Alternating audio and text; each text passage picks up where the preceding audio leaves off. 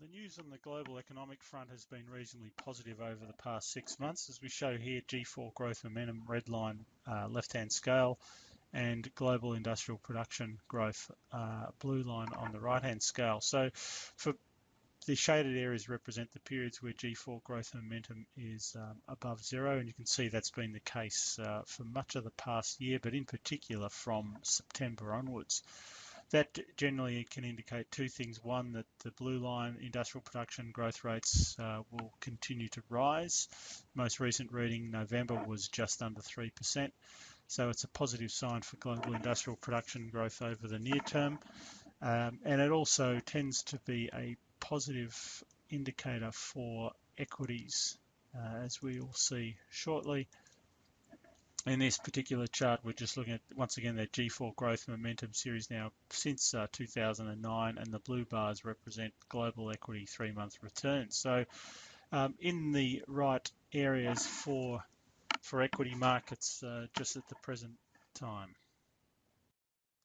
The pickup in growth momentum should also be reflected in earnings revisions, and we can actually see that on a global scale here. This chart's the earnings revisions ratio going back to 2000, and what we've seen over the most recent months is earnings revisions moving above their longer term average, the ratio moving above its long-term average, and also above zero, and probably to at the highest level that we've seen pretty much since 2011. So by all means, it's not in the vicinity or very strong, but it's certainly as strong as it's been for the past 5 or 6 years.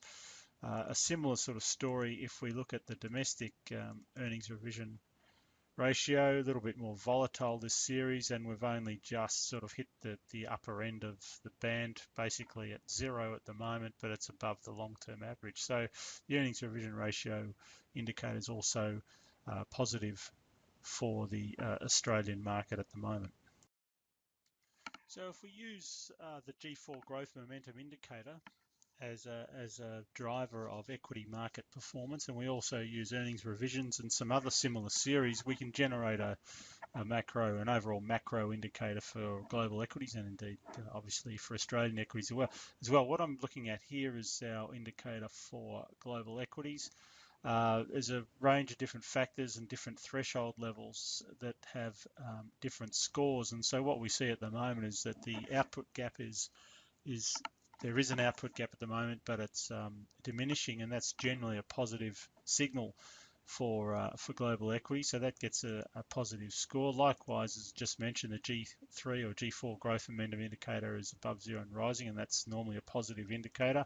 Earnings revision ratio is above average, both globally and also in the US, and then we've seen a pickup in EPS growth, trailing EPS growth over the past 6 months. So the combination of all these indicators gives us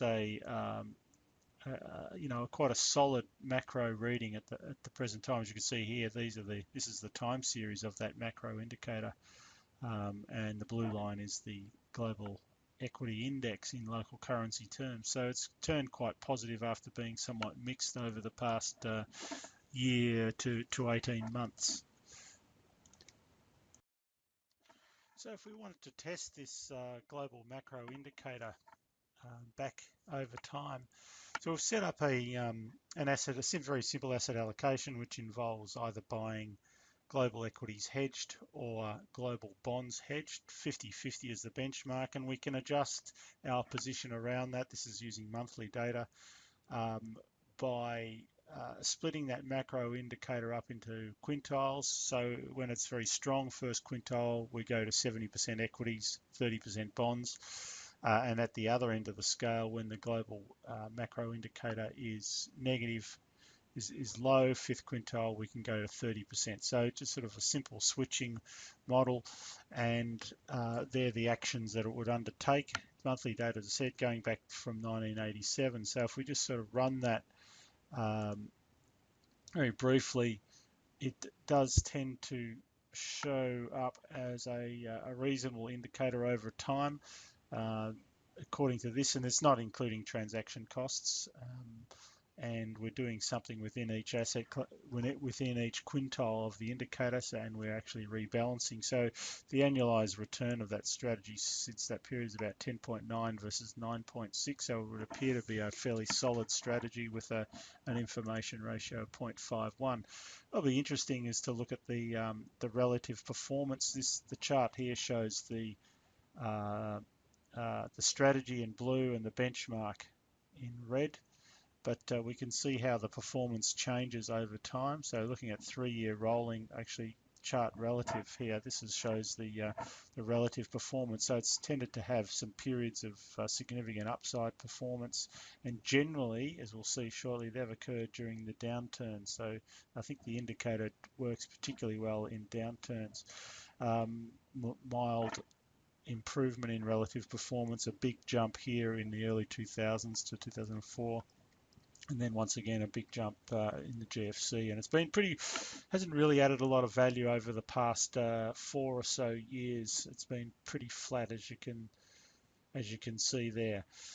In any case, our view at the moment is that the macro indicators certainly are favourable for equities, both global and domestic, but of course valuations are starting to become increasingly a concern, as is the direction of interest rates. Thank you.